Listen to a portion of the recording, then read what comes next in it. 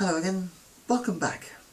And I have to admit that after recording the intro video I thought, how the heck am I going to start a subject like this? And I thought that a bit of terminology might help. Now, I split terminology really into two broad camps. One is about the things, and the other is about the people. And neither of them are relatively straightforward, to be perfectly honest. But with some video services restricting new channels to certain time limits, we're going to have to see what we can do within about the 15 minutes. So I'm going to have to keep one eye on the clock. I'll start off with a bit of very basic terminology about the things, about the rope in this case. And there's numerous different types, and it'll pay you to investigate what your options are. If you know someone who's already got a variety of rope, it's worth getting used to them. This is 8mm thick, for example. This is about 6mm thick. The different thicknesses have a tendency to look different on different body sizes. And not only that, there are different qualities that go along with the different sizes of rope. So it's very much worth playing with a few different types and seeing what you prefer. And there's different materials. This one, for example, I don't know if you're going to see this very well. Where is the lens? It's down there. This is hemp. This is a natural fibre. You'll probably might be able to see that it's whipped at the end with twine. Whipping is the art of basically closing the end so that the rope doesn't unravel. A proper whipping as I was taught it, which I believe is naval, but don't take my word on it, is actually you unravel a section of it and it's sort of laying back in on itself, and then twine is used to go through it to seal it all up. People tend not to use that with bondage ropes because it thickens up the ends, and that can make it more difficult to work with. Instead, we've just got, in this case, twine around the end, which stops it unravelling. In the middle of the rope we have the bight, which is spelled B-I-G-H-T, and that's another rope terminology. And I've got both the ends here, and I'm just going to follow it through to the centre of the rope. And the centre of the rope is where you get the bight. Now the bight is used in quite a number of harnesses as a starting point because it gives you a ready-made anchor. If I just bend this around, you can see how it easily forms a loop, so you can use it to attach to various points very easily. So the bight is quite an important part. This is a man-made rope. This I think is mostly nylon. As you can see, it's got a different colour in it, which is a core, and around the core there's another braid. This is pretty much all man-made. I think this is all nylon. There are obviously mixes of materials. You can also get a hemp nylon mix, which is quite often used in sailing. There are properties in the hemp, and there are also properties in the nylon. The nylon hemp helps, the nylon hemp mix, the nylon part of it helps to stop the rope rotting because it's used in water a lot. Strength also plays a part. It's very difficult to gauge the tensile strength of natural fibres. Not least because it doesn't exactly have a uniform strength, so testing one piece doesn't exactly guarantee the rest of it being able to take the load. Whereas man-made fibres, they can typically be tested to a good consistent tensile strength, which will come labelled on the rope, which is used for, climbers use them, so they can take a bit of weight and take a bit of hammering. And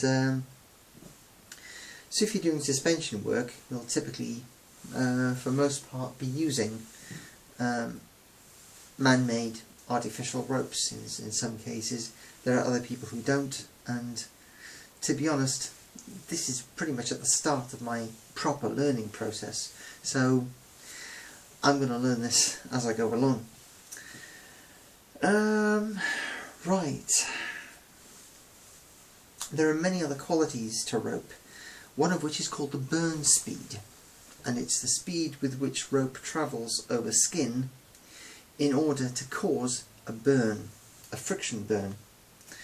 Now, one of the areas in which natural fibres score over the man-made fibres is that they typically have a very high burn speed. You've got to run the rope over the skin at quite a high speed in order for it to burn. Whereas with most man-made fibres, it's got a very low burn speed. So if you're using man-made fibres, don't run the ropes very quickly or you will cause a friction burn. Low burn speed. So, there we are. Different materials, different sizes, different looks, different feels. This is softened hemp. This has been put through a washing machine a few times and dyed. There is a natural hemp, which is basically, it's quite rough, not softened. You can do various things to rope. If you go into a typical DIY store or a hardware store, you'll usually find 6mm jute, which is used as sash cord, washing lines, that sort of thing. That can tend to bite, so yeah, it's easily available, but you've got to be careful using it. So there's a lot of different options out there for you. It's a case of getting hold of those options, trying them out and seeing what you like. Because there's typically a marriage here. There's typically the person who's tying and there's the person who's being tied. Each can have a preference for which rope is used. Try working that one out. We'll move now to some people terminology. I'm already halfway through the allowance. In general, years ago, it was a case of the terminology was the same as the BDSM terminology. You had a dominant and doing the tying and a submissive who was being tied.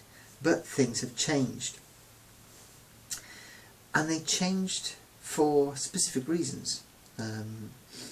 One of them is that there's an old saying that the taste of the whip is not reserved for the slave.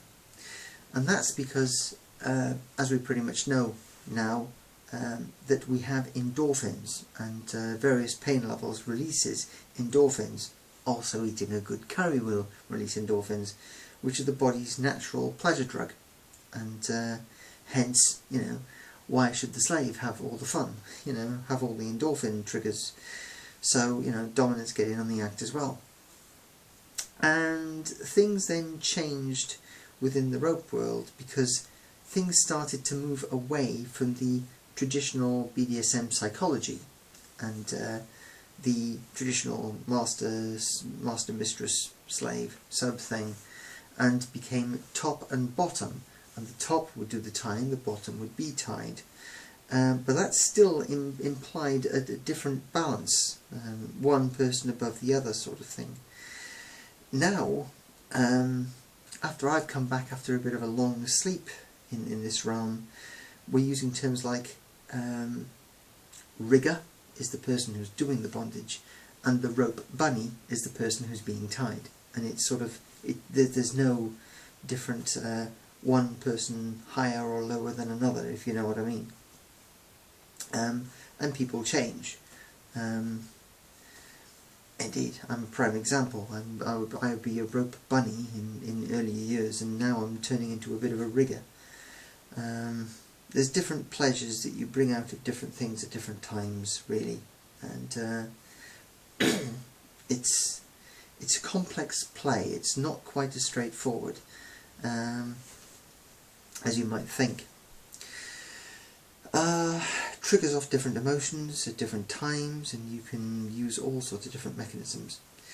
But that's pretty much how it's gone on. I'm going to use the remaining time to say about classifications of terminology. I view the scene as sort of like a blend of fine teas in order to make a nice drink that you're happy with. And various people take what they want and leave what they don't. There's a lot of options, and I view terminology when applied to the person as only being able to give a very rough guide as to where that person is coming from. It takes time to learn more about that person's particular flavour of where they are, and there are efforts to pin down a lot of this terminology, you know, define the words, and I hate that. I don't like it at all, because I've come across communities, especially online, who have done this, and you know, they have their own rigid terminology, and woe betide you if you step outside their definitions. They're not open to other people's definitions, and you know, they're not open to flexibility, which is a shame. You know, they wind up making closed communities, and good luck to them. It's pretty sad, really. But that, I think, is one of the major dangers of tying down definitions and defining all the terms too rigidly. You start to pigeonhole people, and then, once you've defined your term, what do you do about people who sort of fit in it but sort of don't? And it can get very messy very fast, and I'm not a fan of it at all. So I tend to apply the terminology to the person very loosely, get a rough gauge of whereabouts they are, and then, you know, further detail will come across through conversation, exploring, you know, that sort of thing. Because at the end of the day, the palette of BDSM is a very, very wide palette indeed. And I don't see why we should start to segregate it off and pigeonhole people within it based on what we think. You know, it's too wide. And part of why I love the BDSM scene is because it's freedom. You know, it's a very strong freedom to do what you want within the realms of what's possible. Take what you want, leave what you don't. And I do think that tying down definitions and tying down terminology too far risks restricting that freedom, you know? And I'm not a great fan of terminology when applied to people for that reason. I think I've gone as far as I can really for the moment for this video. I'll upload this, see what other people think, leave some stuff in the comments. It may be a few days before I manage to get around to seeing them, and we'll take it from there. I think next time I'll want to go through some of the rope types in more detail and see what comes from there. Also, feel free to ask questions, leave suggestions for future videos, and we'll see what we can do. So, until the next video, bye!